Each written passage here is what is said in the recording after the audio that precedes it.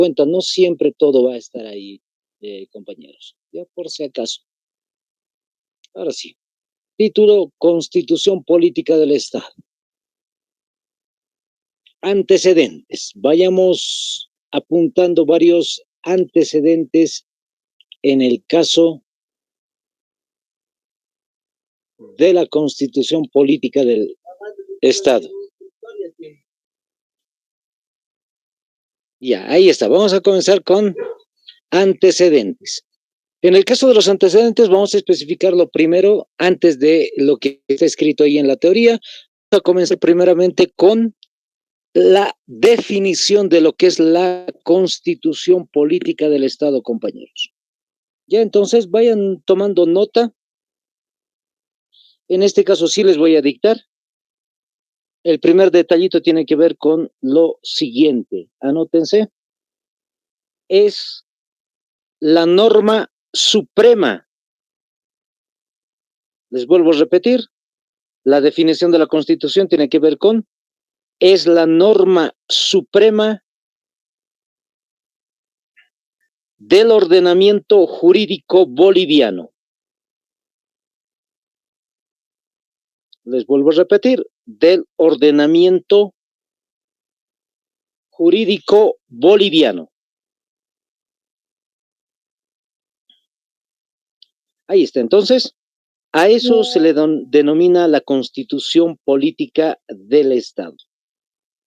Vayan apuntando lo que es norma suprema, es decir, vayan apuntando, subrayando en todo caso, la palabrita norma suprema. Vamos a aclararlo un poco mejor. Pueden colocarlo entre paréntesis o en la parte de abajo con una flechita, especificar qué significa esto de norma suprema. Anótense. Significa también Carta Magna. ¿Qué más significa? Anótense. Segundo significado, ley fundamental. Ley fundamental.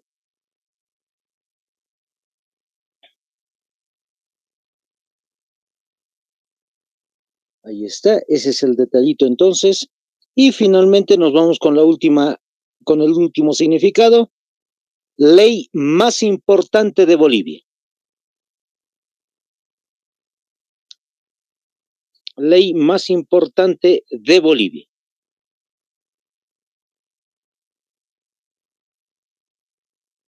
Entonces ahí está, compañero, ya tenemos el detalle, no se vayan olvidando, son sinónimos, es la norma suprema, la Constitución, también llamada Carta Magna, llamada también ley fundamental, o la ley más importante, dado que fundamental significa importante, entonces por eso entendemos que la Constitución es la ley más importante del país aquí en Bolivia.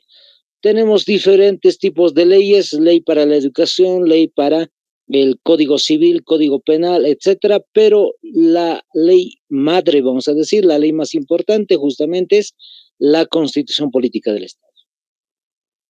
Listo, dicho esto, vamos con el segundo detalle. Vamos con una segunda, un segundo aspecto en el caso de la Constitución. Anótense, Bolivia tuvo 19 constituciones.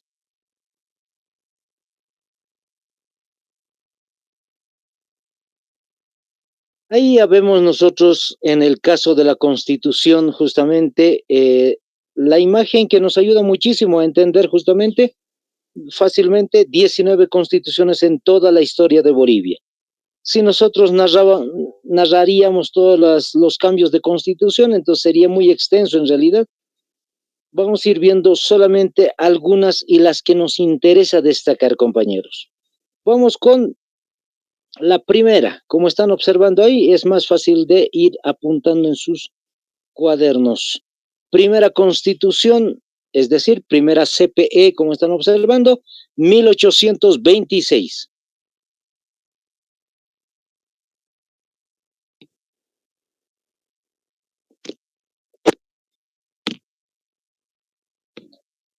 Entonces, en esta primera Constitución vamos a ir resaltando, es el año 1826, para que tengan el contexto histórico más definido, les voy comentando. Simón Bolívar, el primer presidente de este país, pues llegó a este territorio justamente el año 1825, el 12 de agosto en específico, y tuvo que retirarse del país el 29 de diciembre del mismo año. Entonces, ¿qué es lo que sucede en este caso? Curiosamente, pues Simón Bolívar era presidente de Colombia en ese momento, también presidente de Venezuela y de Ecuador al mismo tiempo, porque era una sola región, y cuando había llegado para desarrollar las batallas de Junín, pues ha sido electo posteriormente presidente del Perú. Y en el caso de Bolivia sucede lo mismo, es presidente de este país, y al momento de retirarse, pues la gente de este país, los representantes le van a decir a Simón Bolívar que quisiera que él de su puño y pluma escriba una constitución para Bolivia. Dicho esto, pues Simón Bolívar se retira del país y en una carta nos envía la primera constitución de Bolivia desde Colombia. Entonces ahí ya tenemos, compañeros, la primera constitución política del Estado. Entre algunas características interesantes, lo que Simón Bolívar había tenido en idea era hacer que el gobierno de un presidente sea vitalicio. Entonces la primera constitución se caracteriza porque el gobernante era vitalicio. ¿Qué significa la palabra vitalicio? Significa de por vida. Entonces, si en ese momento la Asamblea de Representantes en Bolivia elegía a un presidente, pues era de por vida. Aparentemente, ya que hemos visto varios cambios constantes en Bolivia, pero ese era por lo menos el tenor de la ley. Listo. La segunda constitución va a ser la de Vallivian, la tercera de Andrés de Santa Cruz, la cuarta o quinta la de Belsu, y así ha ido cambiando y evolucionando el caso, por ejemplo, del gobernante. Ya no va a ser un gobernante vitalicio, sino ya simplemente ordenado por una asamblea.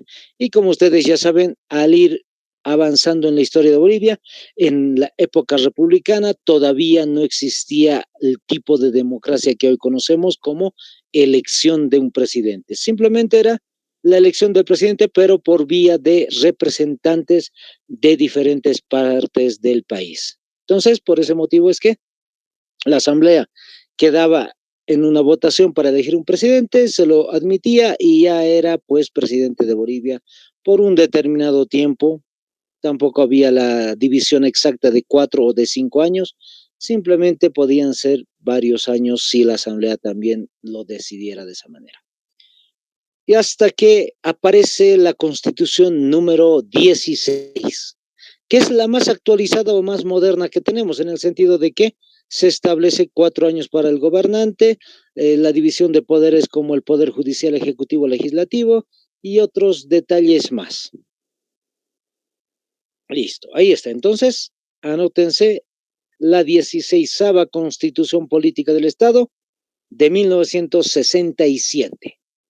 A no olvidar, apuntes, chicos, apuntes. Por ahí les preguntan quién desarrolló la primera Constitución, ya saben, Simón Bolívar. La 16ª, vámonos a la Constitución número 16.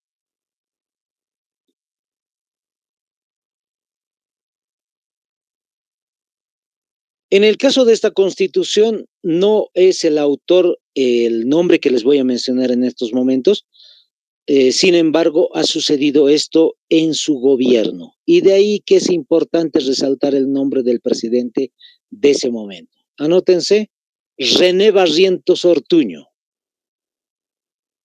Entonces, René Barrientos, les vuelvo a repetir, René Barrientos Ortuño, el general que ya ustedes recordarán en algún episodio de la historia de Bolivia, que espero en algún módulo ver con ustedes jóvenes en historia de Bolivia. Entonces, general René Barrientos Ortuño. Él había llegado a ser presidente de Bolivia porque justamente le dio un golpe de estado a Víctor Paz Estenssoro en el año 1964. A partir de ahí se ha ido desarrollando su gobierno 65, 66, 67 y pues ha dispuesto la posibilidad de hacer una asamblea en cuya asamblea se va a decidir reescribir o escribir una constitución nueva para Bolivia.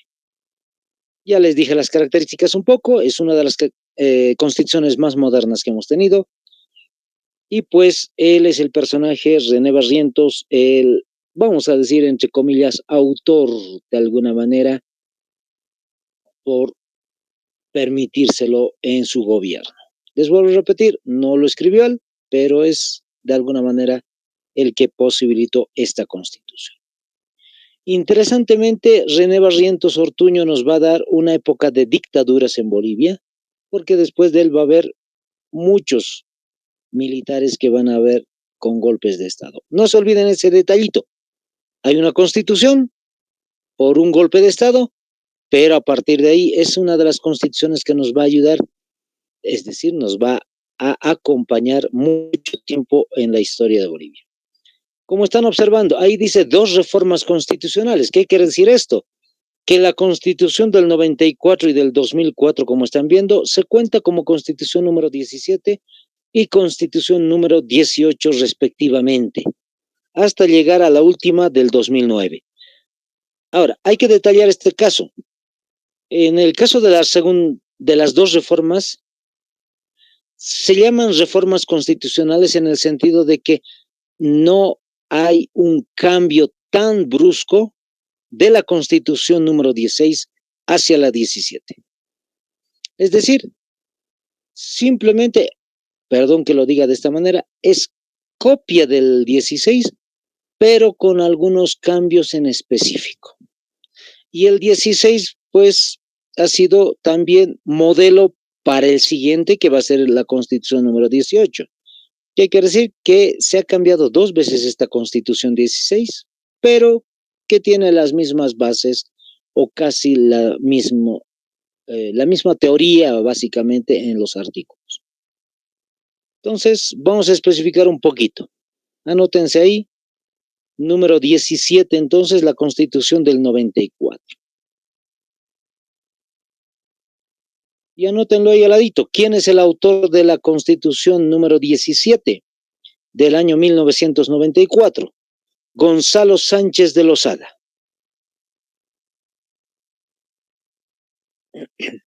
Y en el caso del 2004, también anótense la Constitución número 18.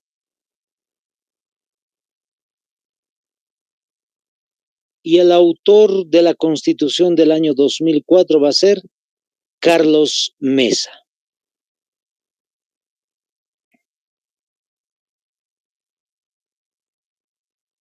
Listo, ahí ya tenemos, compañeros, entonces, el dato de las 2 reformas constitucionales. Vamos a ir al contexto histórico en unos momentos. Simplemente les estoy dando pinceladas de lo que va a ser el caso de la Constitución. Siguiente, 19. La Constitución número 19 es radicalmente distinta a las anteriores, en el sentido de que cambia, vamos a decir, el modelo de Estado que tenemos o que teníamos en ese entonces. Ya les voy explicando ahorita. Entonces, anótense Constitución número 19 del año 2009 y el no autor, pero también se hizo en su gobierno, Evo Morales.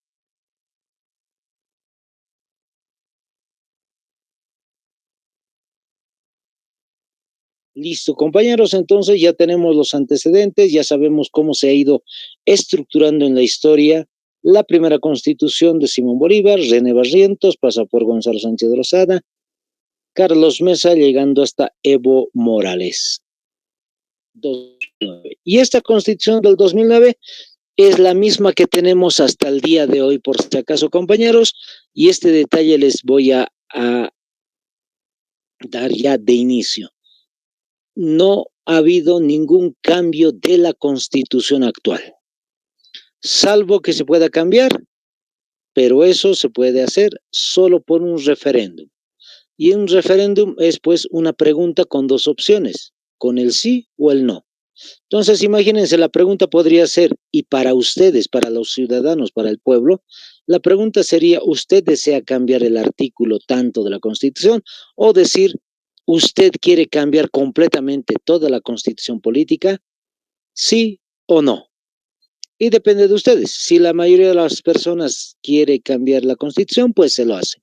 Como siempre les voy indicando a los compañeros, el caso de esta constitución nueva es interesante porque por más de que un presidente ingrese al poder con el 100% de apoyo, es imposible que un presidente pueda cambiar la constitución. Es ilegal si es que quiere cambiar la constitución. Así tampoco lo pueden hacer los diputados senadores de forma directa. Siempre tiene que consultar a la población si lo quiere hacer. Entonces tiene una especie de, si quieren ustedes, una especie de candado la constitución política y pues el pueblo tiene la llave.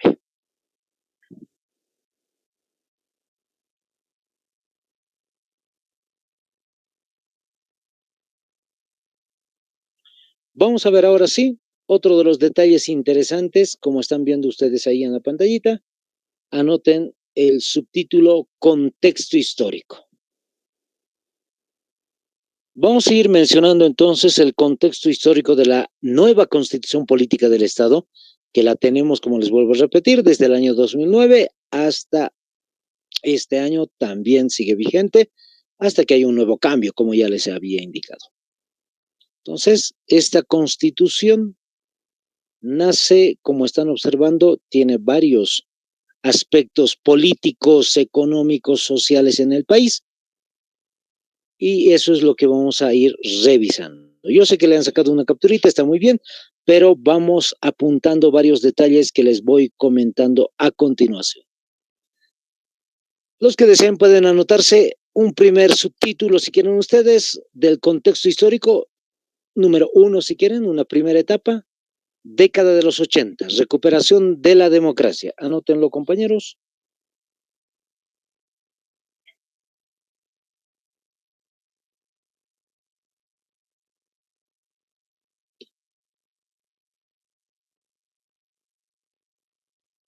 Listo, ahí está. Entonces, como están observando, la década de los 80 es justamente conocida como también la recuperación de la democracia.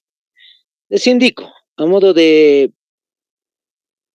contexto, en el caso de la Constitución número 16, ya les había comentado justamente, esta Constitución, pues, nació con René Barrientos Ortuño. René Barrientos Ortuño, como les digo, es un personaje que inicia la etapa de golpes de Estado en Bolivia. Alrededor de casi 20 años de golpes de Estado ha sufrido este país por distintos regímenes militares. Al terminar casi los 20 años, ha habido entonces un militar que permite volver a la democracia y justamente al personaje que se lo había electo en los años 80, justo en el año 80, 1980, que es Hernán Siles Suazo, pues se entrega el poder a este personaje y él es nombrado presidente de Bolivia, como están viendo entre paréntesis, 1982 hasta el año 1985. Él, Hernán Siles Suazo, tendría que haber sido presidente de Bolivia hasta el año 1986, pero interesantemente no va a suceder de esa manera, ya que, a ver,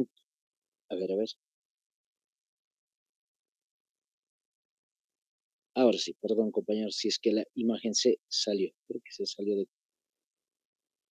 a ver, la imagen vamos a arreglarla, ahí está. Entonces, como les decía, interesantemente lo que va a suceder es que Hernán Siles Suazo va a tener mucha presión social y al final de cuentas no va a poder resolver un problema económico que él tenía en su gobierno y pues lo que va a suceder es desarrollar la renuncia patriótica. Quiere decir que no va a terminar los 4 años de gestión, sino que un año antes llama a elecciones. ¿Cuál es el problema económico del cual se habla mucho en su gobierno? Anótense, compañeros, es este que estamos viendo ahí en la parte superior como una especie de título, la hiperinflación.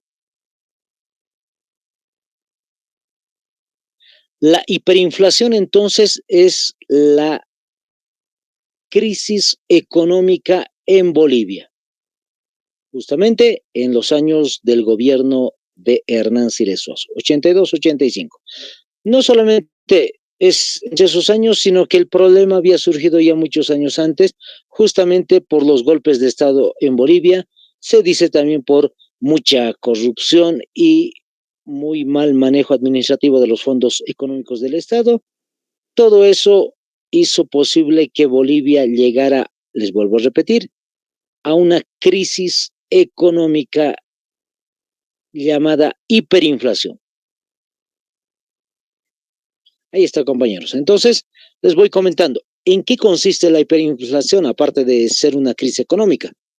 Significa básicamente lo siguiente.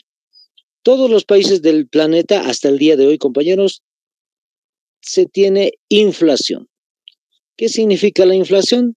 La subida o la bajada de precios. Eso es la inflación. Va subiendo algún producto, acuérdense del tomate, por ejemplo, que hace unas semanas o unos días atrás estaba alto el precio, pues subía y subía. Pero en algún momento baja el precio.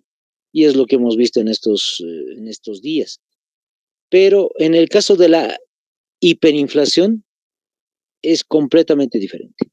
Un producto X, por ejemplo, el azúcar, si la libra de azúcar estaba a 5 bolivianos, por decir así, pues a fin de semana la libra de azúcar va a estar a 10 bolivianos. Y a la siguiente semana, pues va a llegar a costar a 12.50 y a la subsiguiente semana posiblemente 20 bolivianos. Entonces, eso es la hiperinflación. Es lo que sucedió también, para que tengan en mente, tal vez lo han visto en redes sociales, lo que pasó en algún momento en Venezuela. No sé si hasta el día de hoy se sigue ocurriendo este caos económico, esta crisis económica, pero habrán visto seguramente en redes sociales filas y filas de personas tratando de comprar un producto y con un monto de dinero, es decir, billetes, por decir, muchísimos billetes para comprar algo muy pequeño. Se desvaloriza la moneda. A eso se va con el caso de la hiperinflación. Entonces, este ha sido el problema de Hernán Siles Suazo, que ha arrastrado de los otros gobiernos militares, y al final de cuentas, pues lo que va a suceder por parte de Hernán Siles Suazo es simplemente renunciar un año antes. Renuncia, se llama a las elecciones anticipadamente, y pues el ganador de las elecciones va a ser Víctor Paz Estenssoro, como están observando ustedes. Anoten su nombre.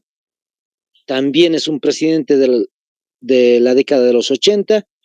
1985 hasta el 89 va a ser presidente de Bolivia. Si alguno de ustedes los recuerda, estos dos personajes, Víctor Paz y Hernán Siles Suazo, como la Revolución del 52, pues sí, cuando eran muy jovencitos, las fotografías justamente son de esa época, fueron presidentes de Bolivia en los años 50. Ustedes nomás hagan cuentas, chicos. En los años 50, 60 fueron presidentes, y pues después de la larga época de dictaduras, retornan a ser presidentes de Bolivia Hernán Siles I y después Víctor Paz. Víctor Paz Estenssoro llega a ser presidente de Bolivia, y hay un detalle muy interesante. Resuelve la hiperinflación, pero lamentablemente el costo social es tremendo. Es decir, la economía como tal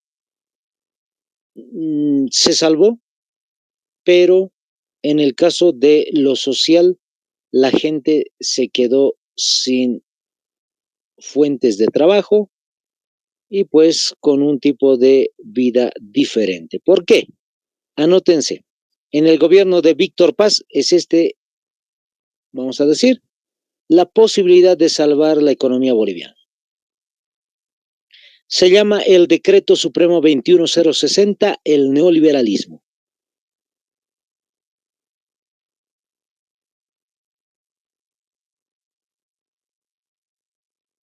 Entonces, como están observando, no se olviden ese número, 21060. 60. Mediante este decreto supremo se salva, se dice, a la economía boliviana. Hay una frase muy famosa de Víctor Paz Estenssoro que cuando ingresa al poder dice el personaje, Bolivia se nos muere. Entonces, a partir de ahí, pues, se cambió la economía en Bolivia. Para que me entiendan mucho mejor, les voy comentando un poquito de lo que antes correspondía más o menos a la economía boliviana. Antes, los sindicatos tenían distintos tipos de sindicatos aquí en Bolivia. Interesantemente, la perspectiva o la idea era que la mayor agrupación de personas de la sociedad llegara a tener un trabajo dentro de las empresas del Estado. Entonces, habían empresas del país, del Estado, y pues en estas empresas se podía ir trabajando. Hasta ahí, la idea por lo menos parece ser un estado de bienestar igualito que en Europa. En Europa decían, mejor si la mayor cantidad de personas tiene trabajo, mejor si todos son empleados del gobierno directamente. Entonces, esa era un poquito la perspectiva aquí también en Bolivia, de alguna manera. Pero, dado que ha habido una crisis económica, pues el Estado no tiene dinero para pagar a esa gente, es decir, a los trabajadores de los diferentes tipos de empresas del Estado. Por ese motivo se hizo el neoliberalismo. Fíjense el primer punto. ¿Qué dice? Despido de personal. Entonces, Víctor Paz Estenssoro tuvo que firmar este decreto y lo que hizo es echar a la calle mucha gente. Imagínense, muchas empresas en Bolivia y a esas empresas lo que les va a suceder es perder sus fuentes de empleo. Eso es el neoliberalismo, compañeros, hasta el día de hoy. Más bien que aquí en Bolivia ya no es tan neoliberal como lo era hace unos 20 años atrás. Vamos a ir viendo esa perspectiva. Ahora, despido de personal. Imagínense esto, en una empresa, en una fábrica del Estado que trabajaban casi con el 100% de trabajadores, imagínense que el 70% es echada a la calle y el 30% se queda en el trabajo fijo casi de alguna manera. Ahora, curiosamente, no del 30% todos van a quedar como trabajo fijo. Apenas será un 10% o menos del 10%, un 5%, se va a quedar como gerente, como directores y demás. El resto de personal va a tener que renunciar, como dice en este segundo punto, dentro de 3 meses. Es decir, cada 3 meses, la gran parte de trabajadores de una empresa tiene que dejar su empleo y se va a contratar a unos personales nuevos. Y lo mismo sucede, una vez que esas personas hayan trabajado 3 meses, se las echa del trabajo porque ya han terminado su ciclo en la empresa y les van a contratar a otras personas. ¿Qué es lo malo de esto? Parece un modelo económico interesante para salir de la crisis. Sí parece serlo, pero ¿cuál es el detalle? Que lamentablemente, como se los contrata 3 meses, no tienen seguro médico, aunque estén trabajando para el gobierno, para el Estado. No se les paga entonces seguros, tampoco ningún tipo de aguinaldo.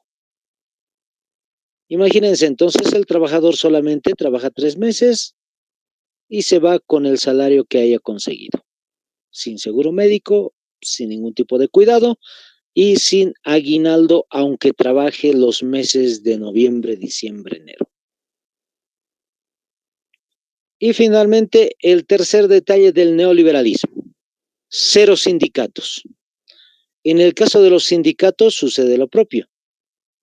El MNR en ese caso, con Víctor Paz, pareciera que su gobierno fuera mejor si no hay sindicatos.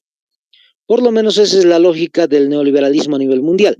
En el caso del gobierno boliviano, pues en algún momento no se hizo caso a Juan Lechino Oquendo, es decir, a la Central Obrera Boliviana, y cosa que trataron de que los sindicatos no tuvieran tanto poder. ¿Por qué los trabajadores o por qué los sindicatos no tendrían que tener poder? Porque lamentablemente ellos llaman a huelgas, a marchas, a protestas y por ese motivo no iba a funcionar muy bien el neoliberalismo en Bolivia. Por eso es que mejor si no hay sindicatos en Bolivia. No se les va a cerrar completamente, pero casi tiene una idea de que el Estado controle a la sociedad en algún momento. Incluso se dictó algún estado de sitio en algún momento con Víctor Paz Estenssoro. Y eso que era gobierno democrático. Listo. Esto es entonces, compañeros, el neoliberalismo. Como me he podido entender, ha habido, vamos a decir así, un dolor tremendo en la sociedad, pero el paquete económico sí resolvió el problema de la hiperinflación. ¿Por qué? Porque al despedir personal se ahorra un monto de dinero. Al contratar 3 meses y no pagarles aguinaldo ni sus seguros médicos, pues el Estado se va a ahorrar más dinero todavía. Y si no hay sindicatos, pues mejor van a seguir trabajando las personas de esa manera y va a haber más dinero para el Estado boliviano. Entonces, de esa manera se resolvió el problema. Termina el gobierno de Víctor Paz Estenssoro, ya solucionado el problema de la hiperinflación. Anótense la segunda etapa, si quieren ustedes, número 2, década de los 90, los gobiernos democráticos. Vayan tomando apuntes, chicos. Un subtítulo ahí.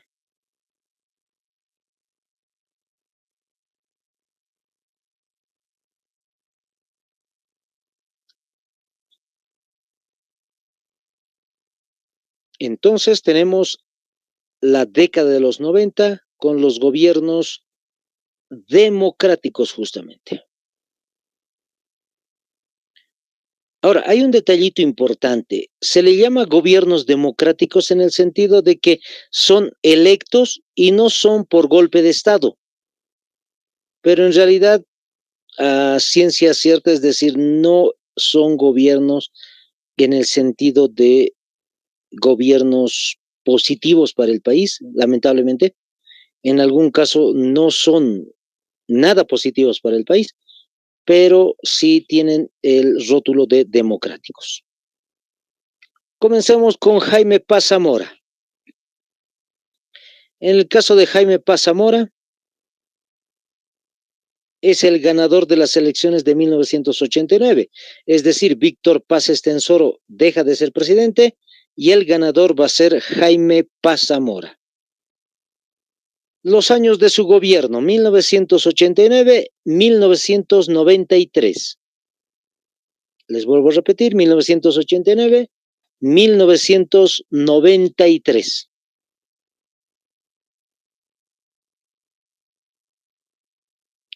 En este periodo, lo que Jaime Paz Zamora va a hacer es simplemente administrar lo que ya se hizo en el gobierno de Víctor Paz.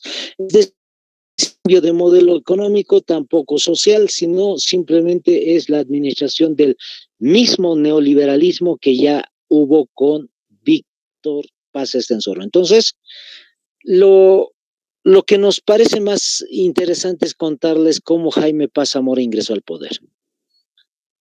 En el caso de la elección del 89, antes de que Jaime sea electo presidente, ¿qué es lo que sucedió? El primer lugar en ese año lo ganó Gonzalo Sánchez de Lozada como primer lugar de la elección. En segundo lugar, Hugo Banzer Suárez. Y en tercer lugar, Jaime Paz Zamora. Por muy poco, en realidad, alrededor de 25%, 24% Gonzalo Sánchez Lozada, Hugo Banzer 18% y Jaime Paz 16%. Muy poquito la población que fue a votar de esa manera, con esa cantidad de votos. Y curiosamente, ¿qué es lo que va a suceder? Como nadie había alcanzado el 51%, pues simplemente van a hacer una especie de reunión y coaliciones de partidos políticos. Cuando hablamos de coaliciones de partidos, estamos hablando principalmente entre estos dos. Hugo Banzer y Jaime Paz cierran una coalición entre los partidos ADN y MIR y pues vuelven al tercer lugar presidente de Bolivia. Con 16% Jaime Paz entonces llegó a ser presidente de Bolivia. Fíjense, ese era el modo de política de ese tiempo. No hay más que resaltar de Jaime Paz, sino que su gobierno, como ya les dije, era de administración económica parecida al de Víctor Paz, modelo neoliberal. Pasamos a Gonzalo Sánchez de Lozada. En el caso de Gonzalo Sánchez de Lozada, va a cambiar un poquito la cuestión económica, no va a salir del modelo económico neoliberal, va a seguir siendo el mismo, pero va a ser un poco más radical. Anótense el detalle acerca de Gonzalo Sánchez de Lozada. Los años de su gobierno, 1993 a 1997. 1993, 1997. Ahí está, compañeros. Entonces, en ese entonces, 93, 97, podemos ver lo que ya habíamos anticipado antes. Un cambio de constitución. Gonzalo Sánchez de Lozada entonces hace un cambio de constitución en el año 1994. Y de eso justamente vamos a hablar. Anótense lo que están viendo ahí en la pantalla. Primera reforma constitucional, es decir, la constitución número 16 se la cambia hacia la constitución número 17 del año 1994.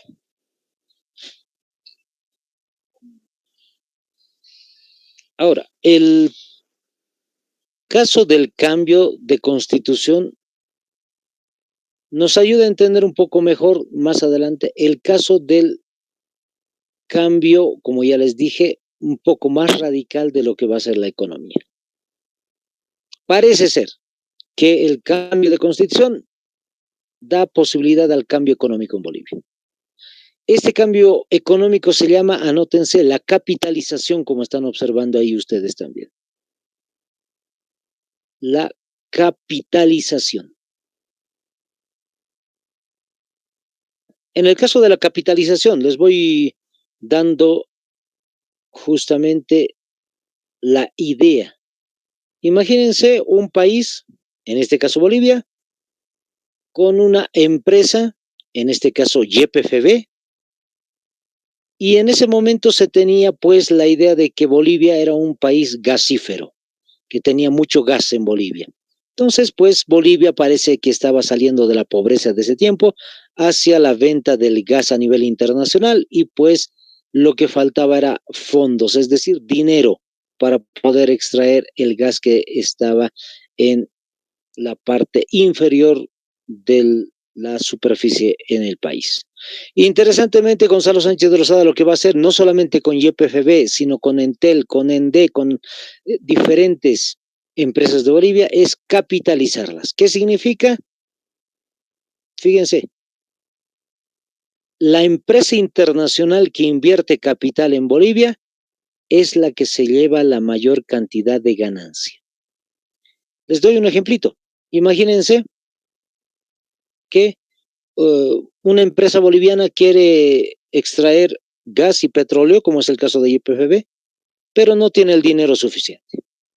Entonces viene una empresa internacional como la de Brasil, de España o de Estados Unidos, cualquiera, viene y lo primero que hace es pues entregarle un monto de dinero a Bolivia. ¿Para qué? Para que pueda extraer la riqueza de su subsuelo. Lo hace YPFB, excava y ya empieza a tener extracción de petróleo o de gas, en este caso principalmente gas. Pero como los inversores, es decir, la empresa extranjera, ha dado un monto de dinero, lo que le pida condición a la empresa YPFB es que YPFB, fíjense, se quede con el 3% de las ganancias del gas y la empresa extranjera se lleve el 97% de las ganancias del gas. Entonces, fíjense, para muchos va a sonar muy injusto y es muy injusto en realidad, porque el país que produce gas y petróleo, pues se va a quedar con 3% nada más y la empresa internacional se va a llevar 97%. Entonces, eso es la capitalización. Les vuelvo a repetir, no solamente se ha hecho en el caso de YPFB, sino también en ENDE, en Comibol, en Entel y cualquier empresa que hayamos nosotros tenido para ese entonces, se le ha tenido que hacer estos tipos de contratos lamentables para el país boliviano.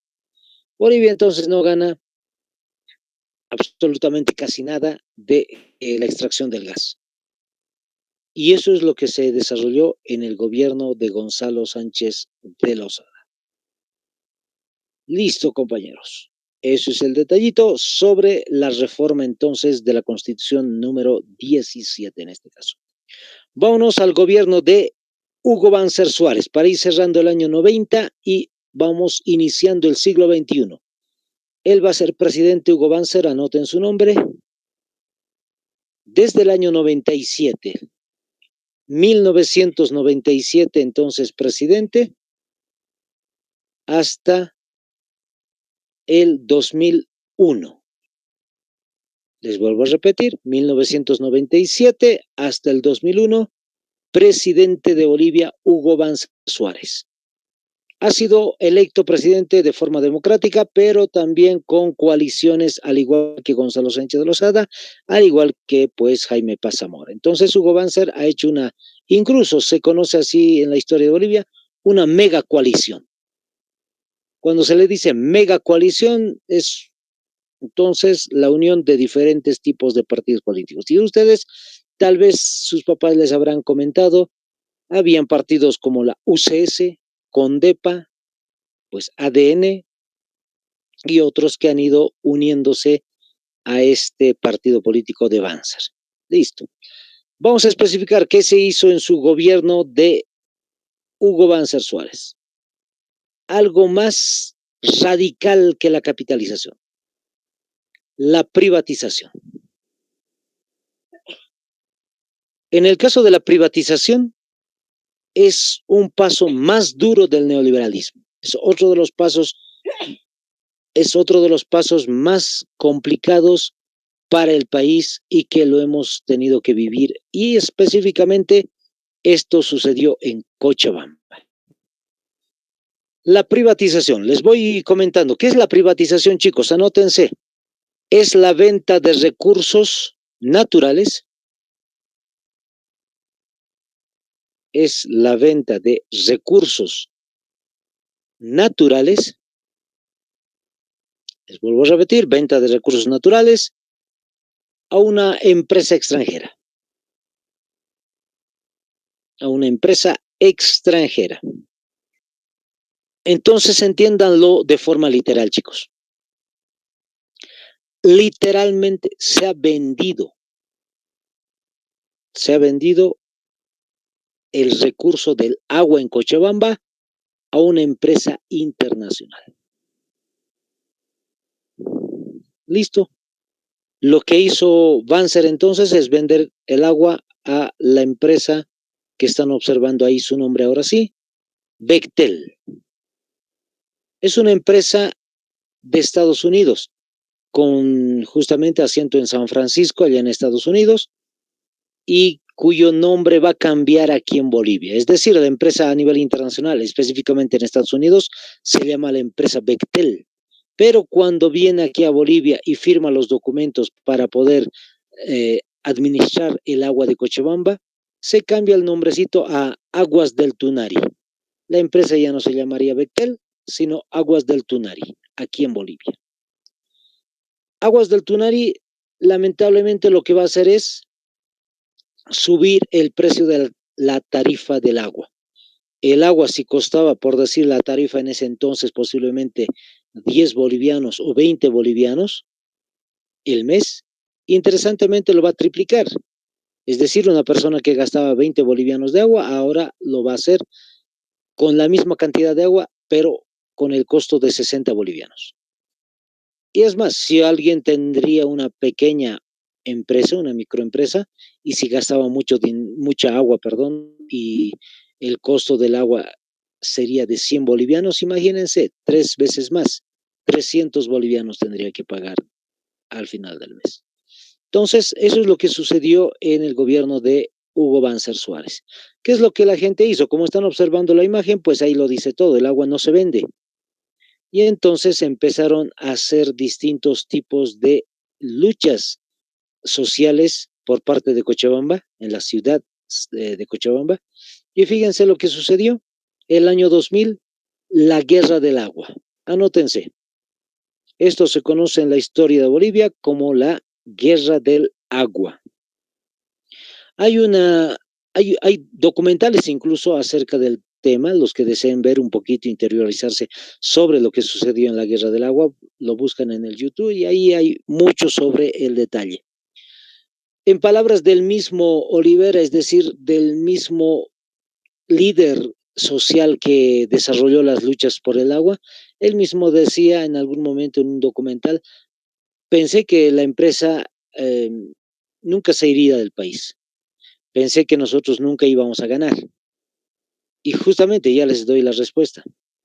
Después de 4 meses de conflicto, porque esto inició en enero del 2000, febrero, marzo hasta abril, interesantemente la empresa se fue del país. ¿Qué es lo que dejó lamentablemente? Esto. 6 personas fallecidas y 175 personas heridas. Ahora, la responsable directa no es la empresa, es el gobierno boliviano, lamentablemente. La población sale a protestar y pues el gobierno boliviano sacó a la policía y a las Fuerzas Armadas para defender a la empresa extranjera y no a su pueblo. Entonces el saldo fue, les vuelvo a repetir, 6 personas fallecidas y 175 personas heridas. De esa manera entonces se ha ido desarrollando lo que se conoce como la guerra del agua. Lo más curioso, impactante, por decir así, ha sido que el gobierno de Banzer tampoco ha finalizado en el año 2001. Es decir, él tendría que haber sido presidente hasta el 2002, pero renunció anticipadamente por un factor muy curioso, el de la salud. Banzer tuvo cáncer y lamentablemente tuvo que renunciar a la presidencia. Y su vicepresidente para ese entonces, pues era Jorge Quiroga. No sé si lo conocen ustedes, es decir, de nombre, de vista, Jorge Quiroga Ramírez. Es justamente el siguiente presidente de Bolivia. Antes de anotar su nombre, coloquen siglo XXI como subtítulo, Bolivia en el siglo XXI, si quieren ustedes, Bolivia siglo XXI, y anotan el nombre de Jorge Quiroga. Entonces, Jorge Quiroga Ramírez va a ser el vicepresidente de Banzer y como el vicepresidente, pues va a tener que ocupar el lugar del presidente saliente. Banzer renuncia y Jorge Quiroga llega al presidente de Bolivia. Ahí están viendo las fechas, no es necesario tal vez las fechas exactas, pero sí los años, anótense, año 2001 hasta el 2002. Fue presidente entonces un año entero en Bolivia Jorge Quiroga. ¿Qué es lo que recordamos de Jorge Quiroga? Anótense. Primeras reuniones, así anoten, primeras reuniones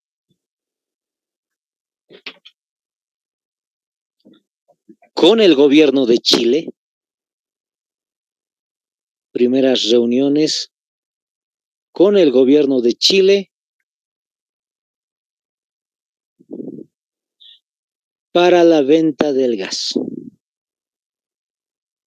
para la venta del gas. Ahí está. Entonces, en el caso de Jorge Quiroga Ramírez, interesantemente lo que va a hacer es hacer negociaciones con Chile, con el gobierno chileno, para la venta del gas. Es decir, Estados Unidos y México son los países que estaban dispuestos a pagar un monto de dinero para poder comprar el gas boliviano. Pero la manera como es que tendría que hacerse es, ya que Bolivia no tiene una salida al mar, por puertos chilenos. Y pues eso disgustó muchísimo a la población, pero al final de cuentas ya Jorge Quiroga había hecho las primeras representaciones en Chile por parte del gobierno boliviano. Termina el gobierno de Jorge Quiroga Ramírez y como en algún momento mi papá me decía, curiosamente, nadie va a volver a votar por Gonzalo Sánchez de Lozada como presidente después de haber desarrollado la capitalización en los años 90. Y sorpresa, compañeros, Gonzalo Sánchez de Lozada, presidente de Bolivia.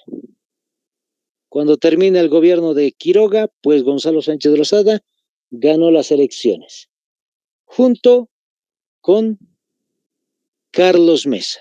¿Por qué les digo, por qué anotamos el nombre del vicepresidente Carlos Mesa? Porque parece ser, perdón que lo diga, parece ser que la gente votó más por Carlos Mesa que por Gonzalo Sánchez de Lozada. Pero es una táctica política que se utiliza muchas veces y ganó las elecciones. Este detalle lo vamos a ver el día de mañana. Espero que les vaya siendo interesante lo que estamos viendo, compañeros,